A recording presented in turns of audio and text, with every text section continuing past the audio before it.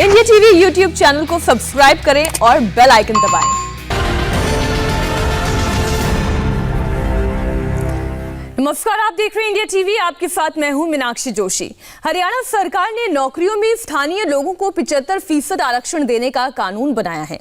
इसका मतलब है कि अब से चाहे वो सरकारी हो या प्राइवेट, दोनों तरह की नौकरियों में हरियाणा के लोगों के लिए 75% सीट आरक्षित होंगी। यानी हर 4 में से 3 नौकरियों में हरियाणा से बाहर के लोगों का सिलेक्शन नहीं हो पाएगा। इंडिया टीवी संवाददाता देवेंद्र पराशर से बात करते हुए मुख्यमंत्री खट्टर ने यह भी कहा कि तीनों कृषि कानून किसानों के हित में बनाए गए हैं। खट्टर ने एक बार फिर किसानों को भरोसा दिलाया कि कॉन्ट्रैक्ट फार्मिंग से किसानों की जमीन नहीं छिनेगी, पहले की तरह मंडियां रहेंगी और एमएसपी जारी रहेगी। देखिए हरियाणा के मुख्यमंत्री मनोहर लाल खट्टर का एक्सक्लूसिव इंटरव्यू। इस वक्त हमारे साथ बातचीत करने के लिए मौजूद हैं हरियाणा के मुख्यमंत्री मनोहर लाल खट्टर जी। सर, इंडिया टीवी पे आपका बहुत बहुत स्वागत है। धन्यवाद देवेंद्र जी। सर, सबसे पहले सवाल कि रोजगार बिल को लेकर जो मंजूरी दी गई है उसको लेकर बहुत सारे सवाल खड़े हो रहे हैं कि ऐसा फैसला क्यों, क्या वजह थी इस फैसले के पीछे? आखिर हम प्रदेश के हित में जो भी योजनाएं बनाते हैं वो समाज के हर वर्ग को देख के बनाते हैं।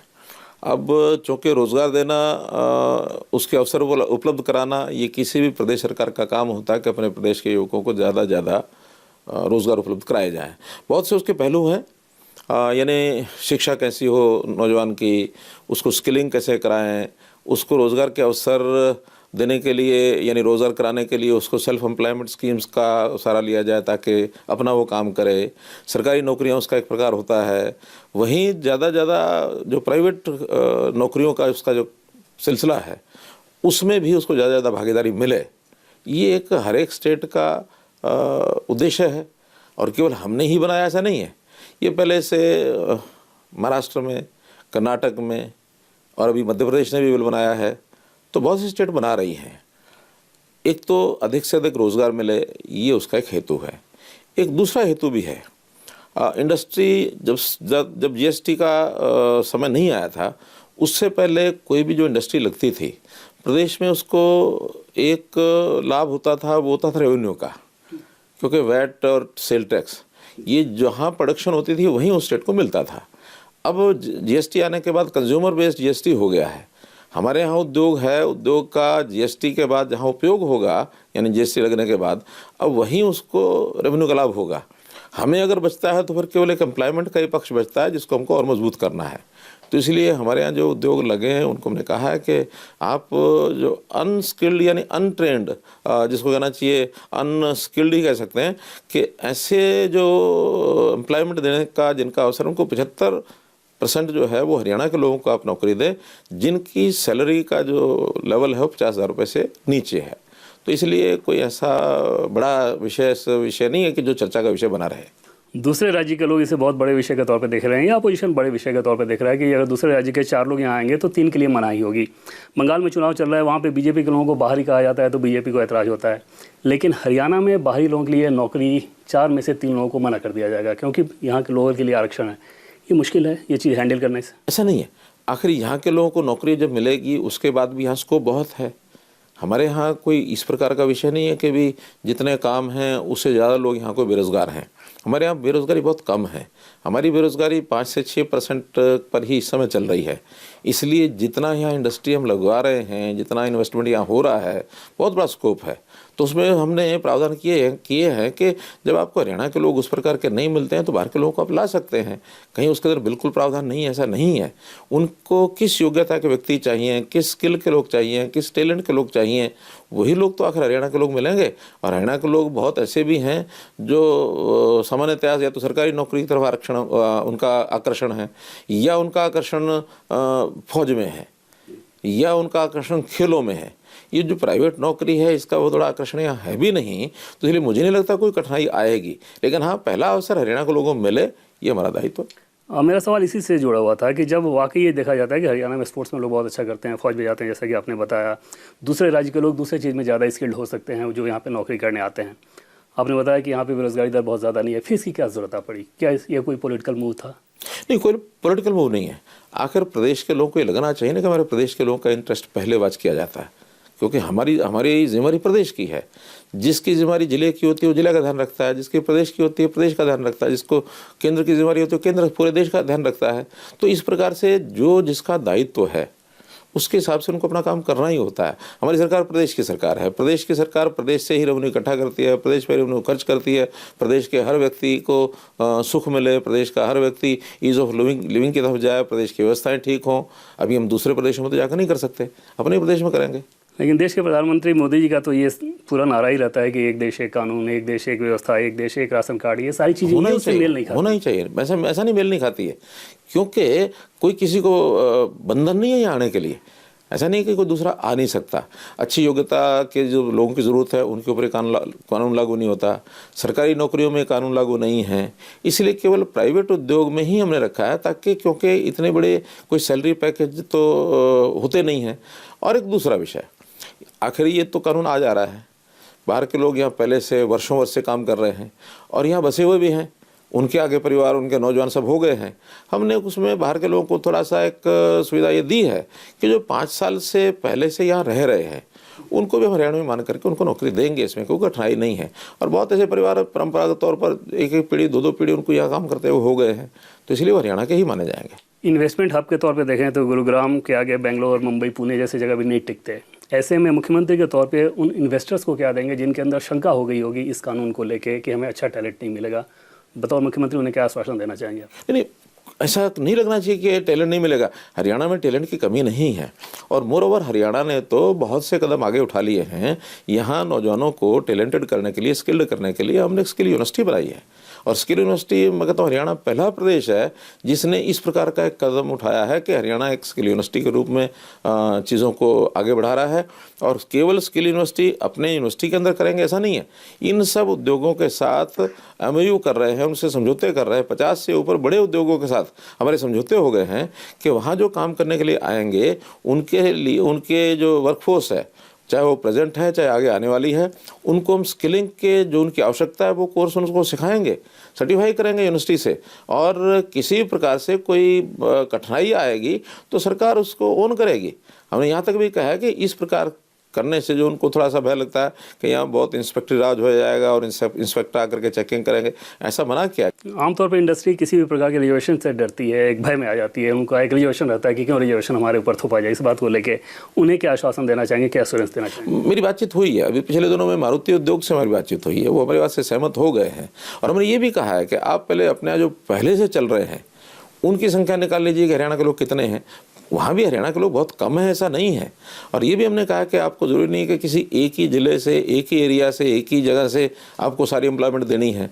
हमने उनको 10% से ऊपर जाने ना जाने के लिए छूट दे दी है कि आप पूरे हरियाणा से जहाँ आपको ठीक ज़िले लगते हैं आप वहाँ के एम्प्लॉयमेंट दीजिए। कोई सारी जगह के लोग एक जैसे नहीं होते। कुछ 1-2 घटनाएं हुई हैं, पिछले 10-15 साल पहले हुई एक घटना मारुति में हुई, फिर बाद में हीरो होंडा में हुई। 1-2 घटनाओं के कारण से थोड़ा सा ये चिंतित रहते हैं, लेकिन आज समय बदल चुका है। आज वो युवक भी समझता है कि अगर हम कोई यहाँ न्यूसेंस करते हैं तो इसका नुकसान हमको ही होता है। आज पढ़े लिखे युवक आ गए हैं, प्रदेश में पढ़ाई अच्छी है, हमारी लिटरेसी रेट अच्छा है, हमारे यहाँ स्कूलिंग और कॉलेज की पढ़ाई, हायर एजुकेशन बहुत अच्छी है। तो इस नाते से वो जो समस्या कोई ध्यान करता है, कोई समस्या ऐसी आने वाली नहीं है। कल को कोई ऐसी बात आती है तो ये तो चीज़ें हर समय अमेंड करने के लिए स्थिति के अनुरूप सरकारें सब तैयार रहती हैं। कोई बात आएगी तो हम देखेंगे। बहुत सारे कानून के विशेषज्ञ कल से ये कह रहे हैं कि ये तो कानून सुप्रीम कोर्ट में जाके वहाँ पर खारिज हो जाएगा, वहाँ टिकेगा नहीं। क्या सुप्रीम कोर्ट में ऐसी अभी ये जब वो जाएंगे तो जब वो जाएंगे उनका काम है। मैं इसमें उसको प्रीएम्प्ट कैसे कर सकता हूँ? मैं नहीं कर सकता कुछ भी। नहीं, ये भरोसा है कि कानून इतने ठोस तार्किक आधार पर तैयार किया गया है। बिल्कुल बिल्कुल, सब चीज़ों को ध्यान में रखते हुए। और ये संविधान में भी है कि आप अपने समाज के हित के लिए, और ख़ास करके जो ऐसा समाज है, गरीब समाज है, जो बहुत ज़्यादा जिसको कहना चाहिए कि एक हाईली ट्रेंड जो लोग नहीं हैं, ऐसे लोगों के रोज़गार के लिए आपको चिंता करनी चाहिए। ये संविधान की एक व्यवस्था है। हमने पिछले दिनों में एक कानून बनाया, कानून क्या, एक पॉलिसी बनाई कि जिनके परिवार में एक भी सरकारी नौकरी नहीं है, ऐसे बच्चों को सरकारी नौकरी में आने के लिए 5% का अतिरिक्त उनको एक एडवांटेज दिया। अब बहुत इसका शोर मचा के ये तो आप नहीं दे सकते, नहीं कर सकते, डिस्क्रिमिनेशन हो जाएगा, संविधान की धारा इसके उसके विरोध में चला जाएगा। सुप्रीम कोर्ट ने कहा कि इस प्रकार का प्रावधान करना ये सरकार की जिम्मेवारी है कि जिसके परिवार में एक भी नौकरी नहीं है, प्राथमिकता उसको मिलनी चाहिए ना। जिनके पास 1, 2, 3 नौकरियां हैं वो ज़रा बाद में भी ले लेंगे तो कोई दिक्कत नहीं है, लेकिन हर परिवार की चिंता करना ये हमारा काम है। सोशल मीडिया पे बहुत सारा मैं कमेंट देख रहा था, उसमें कुछ जो अपोजिशन के कमेंट थे वो इस प्रकार के थे कि क्योंकि किसान आंदोलन से डेविएट करना था, ध्यान भटकाना था, इसलिए ये फैसला किया। नहीं, ये तो हमारे दोनों पार्टियों के मैनिफेस्टो में है। हमने तो बल्कि और ज़्यादा करके कहा हुआ था, लेकिन हमारी सहयोगी पार्टी ने उसको कहा भी 75% ठीक है, तो हम तो इससे ज़्यादा लाना चाहते थे। और ये हाँ, ये आज का विषय नहीं है, ये किसान वाला विषय तो अब खड़ा हुआ 5 महीने से, 6 महीने से। ये तो हमारा चुनाव हुआ था अक्टूबर 2019 में, 1.25 साल हो गया है। तो ये कोई आज का विषय है और उसको डेविएट करना ऐसा नहीं है। और हमको ये डेविएट करने के लिए इस प्रकार के कामों का सहारा लेने की आवश्यकता नहीं है। वो जब किसानों के बिल की बात करेंगे मैं उस पर चर्चा करूंगा कि उसमें कहीं ऐसी दुविधा हमारे मन में कुछ नहीं है कि भैया इसके कारण से बड़ा कोई उथल पुथल हो जाएगी और किसान का कोई अहित होगा, ऐसा नहीं है। कृषि कानून की सर बात कर लें, जो मौजूदा स्थिति है अभी तक, अनरेस्ट चाहे हरियाणा की बात कर लें या दिल्ली में जो बॉर्डर पे कर रहे हैं, पंजाब में जो कर रहे हैं, जस की तस जैसी स्थिति बनी हुई है, वो समझने को तैयार नहीं। आप कैसे देखते हैं इस पूरे आंदोलन को? देखिए, पहली बात तो ये कि किसानों के कंधे पर मैं शब्द प्रयोग करूँगा बंदूक रख के, किसानों के कंधे पर बंदूक रख करके कुछ ऐसे नेता, कुछ ऐसे लोग जिनकी मंशा कुछ और है, उसके बिहाइंड द कर्टन सीन्स कुछ और चल रहे हैं, इसलिए किसानों का नाम बना लिया गया है। कहीं भी ये 3 कानून किसानों के अहित में नहीं है बल्कि उनके हित में है, क्योंकि हमने उनको को एक तो पहली बात है कि ये उनके ऊपर थोपा नहीं गया है। कानून है, इसको जिसको इसका सहारा लेना है, जिसको अपना लाभ दिखता है वो आएगा, जिसको नहीं आना वो नहीं आएगा, ऑप्शनल है। मंडी हमारी पहले से चलती है और अगर मार्केट में हमने एक डबल व्यवस्था कर दी कि एक व्यवस्था पहले वाली भी रहेगी, एक नई व्यवस्था भी है, आपका चॉइस हो गई। अब कभी किसी के पास एक रास्ता है और उसको अगर 2 रास्ते बताए जाए तो वो सोचेगा कि मुझे 2 रास्ते में जो लाभ मिलेगा उसमें जाऊँगा, पहले वाला रास्ता बंद नहीं है। मंडियाँ हमारी रहेंगी, एमएसपी हमारी रहेगी, प्रोक्योरमेंट हमारी चलेगी। लेकिन अगर कोई प्राइवेट मंडी भी आती है और जो एमएसपी पर ज़्यादा पैसा देने के लिए तैयार हो जाएगी, ज़्यादा सुविधाएं देने के लिए तैयार हो जाएगी, तो उसको उस किसानों को वहाँ जाने में आपत्ति नहीं होनी चाहिए कोई भी। राहुल गांधी और प्रियंका गांधी पूरे देश में घूम के कह रहे हैं कि प्रधानमंत्री मोदी किसानों की सारी ज़मीन हड़प लेंगे, उद्योगपतियों को बेच देंगे। क्या ये चिंता आप लोगों की होती है बीजेपी लीडर के तौर पे कि कहीं परसेप्शन के लिहाज से मैसेज खराब ना जाए या लोग इस भ्रम में ना आ जाएं? अगर ये इस प्रकार की कोई समस्या होती तो आज तक बहुत पहले आ गई होती, कांग्रेस के टाइम आ गई होती। मैंने बताया कॉन्ट्रैक्ट जो लॉज हैं ये कांग्रेस के समय बने हैं। क्या किसी की ज़मीन गई है? नहीं गई है। देश में ऐसा कोई कानून नहीं है कि किसी की ज़मीन को कॉन्ट्रैक्ट लॉ के अंतर्गत ज़मीन को ले जाएगा। कॉन्ट्रैक्ट होता है फसल का, फसल में नफा भी होता है, घाटा भी होता है, प्राकृतिक आपदा भी आ सकती है, फसल अच्छी भी हो सकती है। अच्छी होगी तो लाभ होगा, दोनों को होगा, बल्कि किसान को ज़्यादा होगा। और अगर ख़राब होगी तो किसान को नुकसान नहीं होने वाला है, उसने कॉन्ट्रैक्ट करके रेट अपना फिक्स कर लिया है। लेकिन कहीं भी उसमें ज़मीन के ऊपर किसी का इस कारण से दावा, ये कानून में मना किया गया है कि उसकी ज़मीन को आप उसके साथ छेड़खानी नहीं कर सकते। राहुल गांधी और प्रियंका गांधी को समझाना चाहेंगे कुछ कि भाई ये स्थिति है? Long live Rahul Gandhi. राहुल गांधी जितना लंबा बने रहेंगे हमको कोई कठिनाई नहीं है, सुविधा ही होगी, अच्छा लगेगा। उन्होंने ये कहा कि जो मदरसे हैं, पाकिस्तान के मदरसे जो काम करते हैं, आरएसएस का संगठन, स्कूल ऑर्गेनाइजेशन वही काम कर रहा है। बहुत तीखा हमला था आरएसएस को लेके। देखिए, पहली बात तो कि मैं आरएसएस का प्रवक्ता नहीं हूँ। अगर ये बात पूछनी चाहिए तो आपको आरएसएस के लोगों से पूछनी चाहिए। मैं आरएसएस की आइडियोलॉजी में विश्वास रखता हूँ, लेकिन आरएसएस का आधिकारिक प्रवक्ता ना होने के कारण से इस बात का उत्तर देना मुझे उचित नहीं लगता। फिर भी चूँकि मैं आरएसएस की आइडियोलॉजी में विश्वास रखता हूँ तो मुझे मालूम है कि आरएसएस जितनी देश की सेवा कर रही है, इतना अपने अपने देश में और कोई संस्थाएं करती हो नहीं करती हो मुझे मालूम नहीं, लेकिन इस देश में तो कोई संस्था ऐसा नहीं कर रही है। इस देश में सबसे ज़्यादा देशभक्ति की भावना, देश के समाज को एक रखना और देश में हर प्रकार की जो हमारे पिछली जो कमियां आज तक रही हैं उनको ठीक करने का काम ये राष्ट्रीय स्वयंसेवक संघ ही कर रहा है, और इसके कारण से देश मजबूत हो रहा है। आखिर एक विचारधारा की लड़ाई है। विचारधारा को करते करते देश के समाज को संगठित करते, ये कोई ऐसा निर्माण का काम नहीं, छोटी मोटी चीज़ का चलो एक निर्माण करके खड़ा कर दिया बहुत जल्दी हो जाएगा। समाज निर्माण, व्यक्ति निर्माण एक बहुत बड़ा काम है और इन लोगों को इस बात की समझ ही नहीं है। इनके सामने निर्माण क्या होता है, 2 सड़क बन गई निर्माण हो गया, एक बिल्डिंग खड़ी हो गई निर्माण हो गया। अपने आप में वो विकास के काम वो भी हैं, लेकिन निर्माण में सबसे बड़ा काम होता है व्यक्ति निर्माण, समाज निर्माण। वो इनकी कल्पना से परे है। उनका ये भी कहना था कि देश में बीजेपी की जो सरकार है वो सारे इंस्टीट्यूशन को ख़त्म कर रही है और लगे हाथ अभी के माहौल को बहुत ख़राब बताने के चक्कर में उन्होंने इमरजेंसी के लिए मान लिया कि हाँ हमारी गलती थी, लेकिन अभी जो माहौल है वो ज़्यादा भयानक है उस इमरजेंसी की तुलना में भी। देखिए इमरजेंसी उन्होंने भुगती, उनको परिणाम उसका ध्यान में आ गया, आज ध्यान में आ रहा।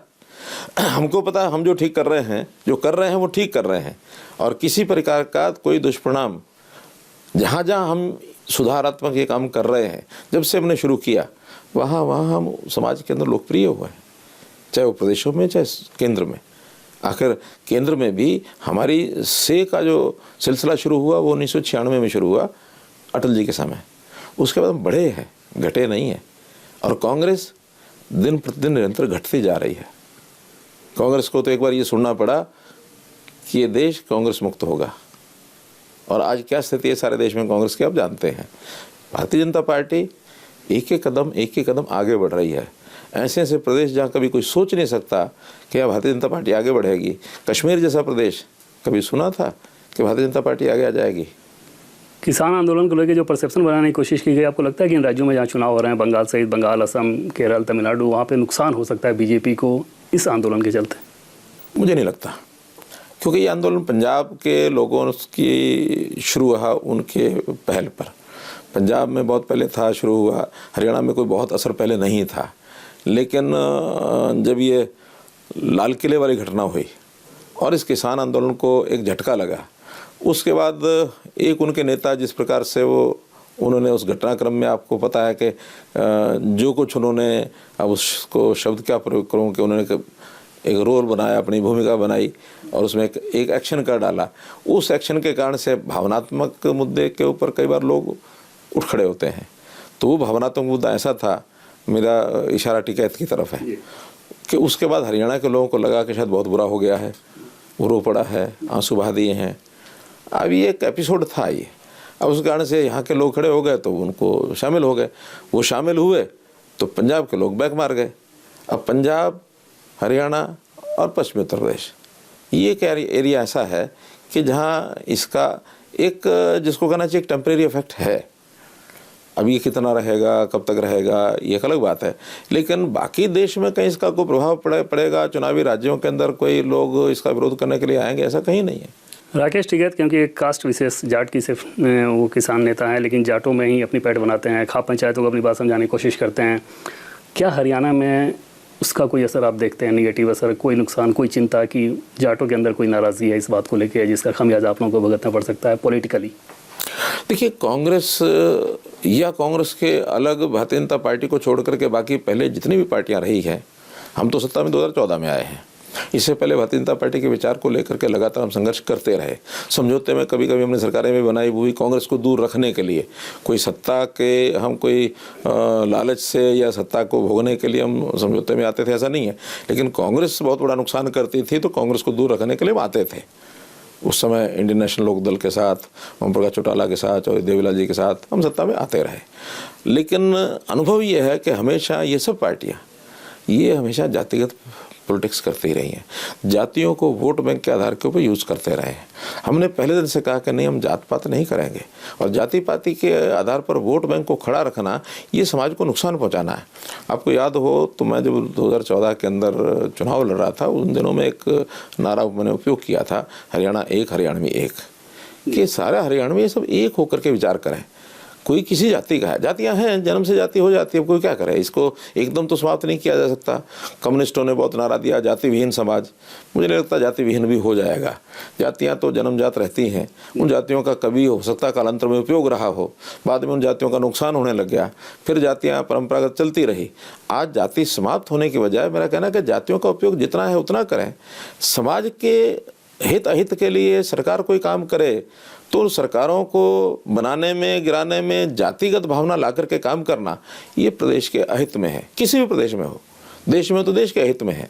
हमको उस लेवल तक जातियों का ये सहारा जो है नहीं लेना चाहिए। आपके कट्टर आलोचक या विरोधी भी इस बात को नहीं कह पाते कि आपकी सहजता को लेकर कोई सवाल खड़ा नहीं कर पाते, करप्शन को लेकर कोई इल्ज़ाम नहीं लगता आमतौर पे, जो कि बहुत ही रेयर केस होता है राजनीति में। बावजूद इसके इस तरह का प्रोजेक्शन करने की कोशिश की जाती है कि जाट इनको पसंद नहीं करते मुख्यमंत्री के तौर पे, इसलिए कोई भी बहाना हो बहती गंगा में अपना हाथ धोने की कोशिश करते हैं। आपको ऐसा लगता है? मैं एक बात कह सकता हूँ कि मैं जाट को भी पसंद करता हूँ, ब्राह्मण को भी पसंद करता हूँ, पंजाबी को भी पसंद करता हूँ, अहीर को भी पसंद करता हूँ, गुजर को भी करता हूँ, राजपूत को भी करता हूँ, बैकवर्ड क्लास के सभी जातियों को पसंद करता हूँ, अनुसूचित जाति की सब जातियों को पसंद करता हूँ। मैं हर एक को पसंद करता हूँ। मैं किसी को नापसंद करता हूँ ऐसा नहीं है। मुझे कोई पसंद करता है कि नहीं करता है ये किसी की सोच हो सकती है, लेकिन मैं अपनी ओर से पूरा प्रयत्न करूँगा कि भाई मुझे बताया जाए, मेरे में कोई कमी है तो मैं उसको दूर करता हूँ। क्या ये एहसास होता है कि कुछ लोग जो कि बस आपका विरोध करना चाहते हैं वो हर बार मौके की तलाश में रहते हैं, और मौजूदा कृषि कानून ने भी उन्हें एक मौका दिया है आपके ऊपर दबाव बनाने का? नहीं, मैंने बताया ना, राजनीति जब होती है तो राजनीतिक मोहरे पर जो जिसके चढ़ जाता है वो अपने ढंग से काम करता है।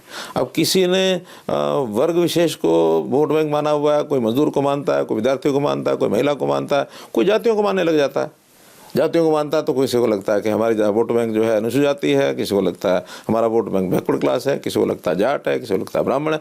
तो अपने वोट बैंक के आधार पर जो जातियाँ, जो पार्टियाँ करती रहती हैं, उनका ये जो विरोध करने का जो मानस है, ये प्रदेश हित में तो कम से कम नहीं है, समाज हित में तो नहीं है। ये ऐसा नहीं करना चाहिए।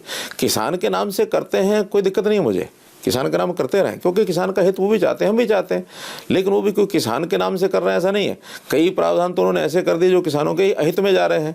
अब पिछले दिनों में एक आह्वान कर दिया कि किसान फसल को बेचेगा नहीं और खड़ी फसल को काट देगा, खड़ी फसल को नुकसान कर देगा। बाद में उन्होंने कहा जो किसान के घर में दूध होता है, जो प्रतिदिन की उसकी आमदन है, जिसके कारण से वो अपना घर चलाता है, कि दूध को 100 रुपये किलो से बेचेंगे नहीं, उसको खराब कर देंगे। दूध और माटी, ये माँ और पुत्र, इस जैसा संबंध होता है। आपके राज्य सरकार के कामकाज की बात करने सर, तो अंत्योदय योजना कृषक बुगाड़ती क्या है ये योजना? देखिए, हमारा एक मान्यता, हमारी सिद्धांत ये है कि अगर आप समाज को सुखी देखना चाहते हैं तो समाज के हर वर्ग की चिंता करनी पड़ेगी, और सबसे पहले उसकी करनी पड़ेगी जो समाज पीड़ित है, अभावग्रस्त है, नीडी है, जिसको समाज की जो सामान्य व्यवस्थाएं हैं उसका जो उसको लाभ मिलना चाहिए, जीवन जीने का अधिकार होना चाहिए, वो नहीं है, उनको आगे बढ़ाओ। पंडित दीनदयाल जी उपाध्याय ने कहा है कि एक सुखी समाज की कल्पना तभी की जा सकती है कि जो अंतिम पायदान पर खड़ा व्यक्ति है उसकी आप चिंता करो। इसी को अंत्योदय कहा है। मुख्यमंत्री जी, इंडिया टीवी से बातचीत करने के लिए आपका बहुत बहुत धन्यवाद। धन्यवाद देवेंद्र जी।